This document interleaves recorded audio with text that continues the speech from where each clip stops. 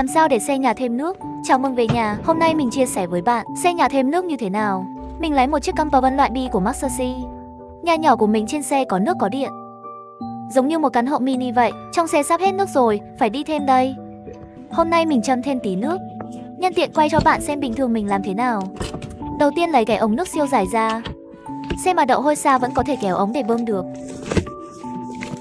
Đầu này nối với xe nhà. Đầu còn lại chỉ cần chỗ nào có nước là được. Rồi gắn thẳng vào vòi, mở vòi nước lên là chạy. Thế là bắt đầu nạp nước vào rồi. Nhiều bạn cứ tò mò, ngoài việc cắm ống nước như thế này, còn cách nào nữa không?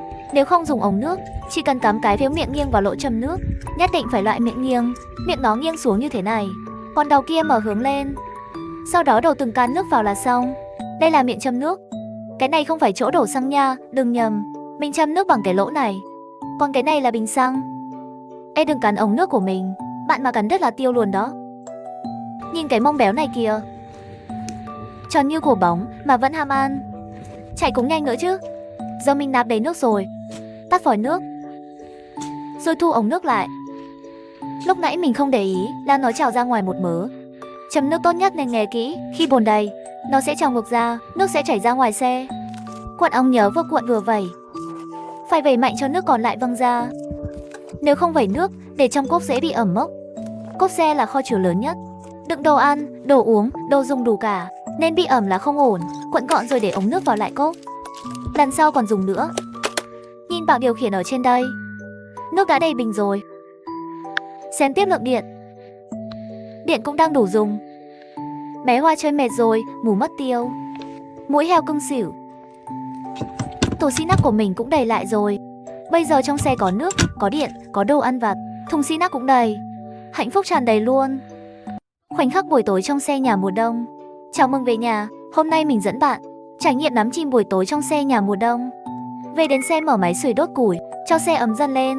Căn nhà nhỏ của mình là chiếc RV Maxxi bi nhỏ. Dù hơi nhỏ, nhưng ở thì siêu thoải mái.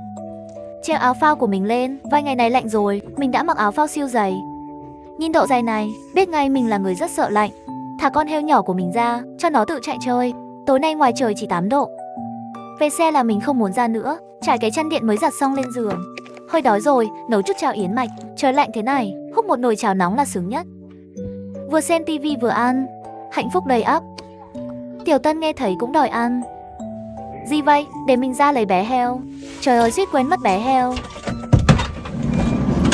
Bé heo ơi, bé heo.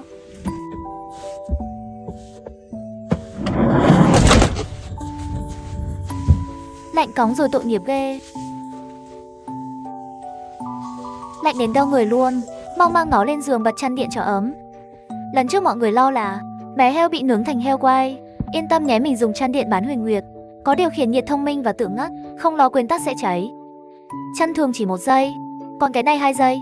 1 giây phát nhiệt, dây kia như bảo vệ an ninh. Nóng quá là tự ngắt ngay. Nhìn bé heo ngủ ngon kìa, đúng chuẩn người chiến thắng cuộc đời. Cho nó ngủ trước, mình tiếp tục xem tivi. Nhân lúc nó ngủ trộm ăn ít xì nắc. Phải nhẹ tay thôi, tay heo này thình lắm. Nghe tiếng bịch na lăn là nó lại dậy đòi ăn. Ăn no rồi đi ngủ nào. Ăn uống xong xuôi, tắt tivi đi ngủ thôi. Trước khi ngủ tắt hết đèn trong xe, để lại một đèn trang trí phòng khách và một đèn bé bên giường. Chui vào chăn ấm áp, ôm heo con ngủ. Chúc mọi người ngủ ngon nha. Đi du lịch tự lái bằng xe nhà cần chuẩn bị gì? Chào mừng bạn về nhà. Hôm nay mình chia sẻ với bạn đi xe nhà tự lái thì cần chuẩn bị những gì. Đầu tiên bạn phải có một chiếc xe nhà đáng tin cậy. Tiểu bạch của mình là xe loại bi của Maxxi. Không gian chứa đồ trong xe nhà có hạn, nên tốt nhất mang đồ thật gọn gàng. Chỉ mang đồ cần thiết và hay dùng là đủ. Vậy đồ gì là cần thiết? Ví dụ như hộp dụng cụ nhỏ, đầu truyền khi cắm sạc ở trạm điện, dây điện để sạc, ống để tiếp nước. Những thứ này nhớ mua loại dài, lỡ xe không đỗ sát thì vẫn dùng được.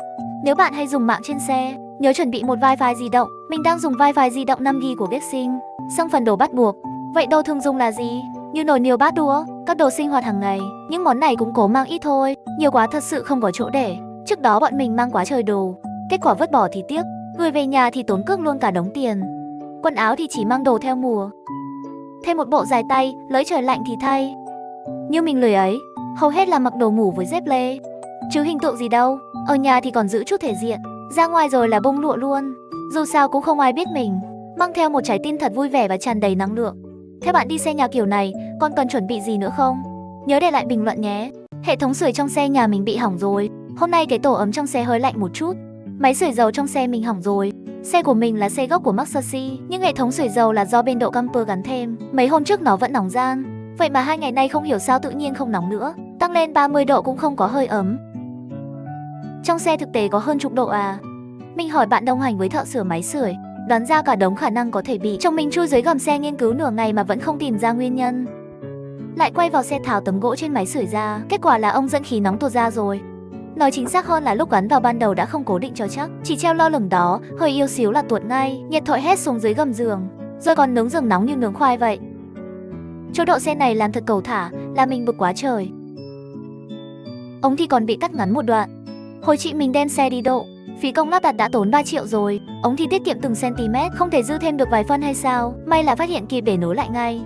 Chiều dưới giường toàn là gỗ, người với đồ đạc nằm cả trong xe, bị nướng chung thì biết làm sao, giao cuối cùng cũng sửa xong rồi, lại còn tiết kiệm được tiền công. Sau này có tuột ống, khóa hỏng hay gì cũng để chồng lo luôn.